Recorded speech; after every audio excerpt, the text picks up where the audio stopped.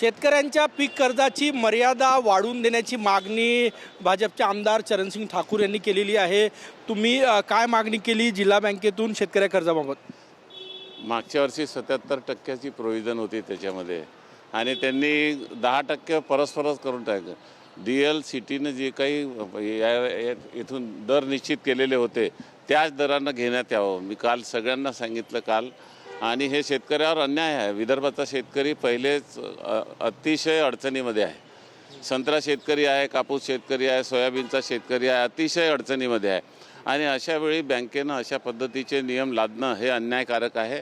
मी त्यांना सांगितलं जी बँक अशा पद्धतीचा व्यवहार करेल शेतकऱ्यासोबत त्या बँकेला कुलूप लावल्याशिवाय नाही राहणार आणि म्हणून काल त्यांनी आपला निर्णय मागे घेण्याबाबतचं आश्वासन दिलेलं आहे। काल कुठल्या बँकेकडनं ही अडवणूक होती शेतकरी? सगळीच बँक, सगळ्या जितक्या जिल्हा मध्यवर्ती बँकेच्या शाखा आहे सगळ्या बँका। नागपूर जिल्हा? नागपूर जिल्हा नाही, आपल्या विदर्भातच सगळीकडेच होतं। काय नियम आहे कर्ज देण्याचा? काय नियम होता आणि यावेळेस काय त्यांनी अट टाकली? दरवर्षीप्रमाणे 77% त्या ठिकाणी त्याला खावटी वगैरे सगळं पकडून असं 77%, 100 रुपये घेतले तर 77 रुपये द्यायचे।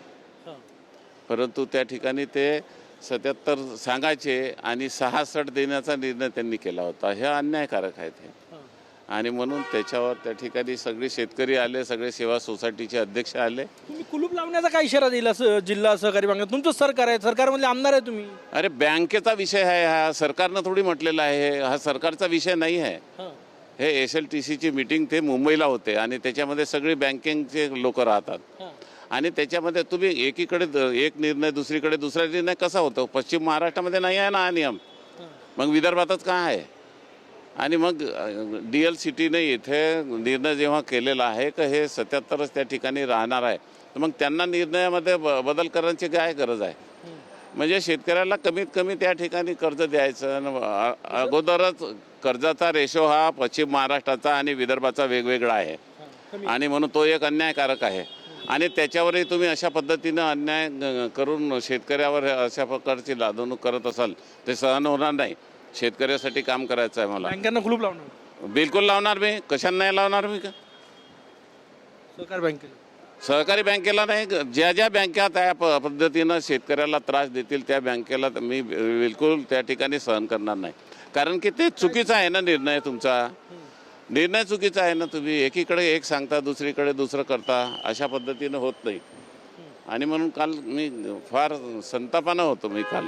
परंतु काल त्यांनी सगळ्या अधिकाऱ्यांनी जे शिखर बँकेचे डायरेक्टर आहे त्यांनीही सांगितलं की आम्ही हा निर्णय मागे घेऊ आणि सूचना काढू म्हणून आज ते परिपत्रक काढून सांगणार आहे। नक्कीच भाजपचे आमदार चरणसिंग ठाकूर संतप्त आहेत। खरीपाचा हंगाम आणि पीक कर्ज शेतकऱ्यांना कमी मिळते, त्यामुळे ज्या बँका अन्याय करेल त्या बँकांना कुलूप लावू असा इशारा आज चरणसिंग ठाकूर यांनी दिलेला आहे। कॅमेरामॅन सचिन सयामसह गजानन उमाटे, TV9 मराठी, नागपूर।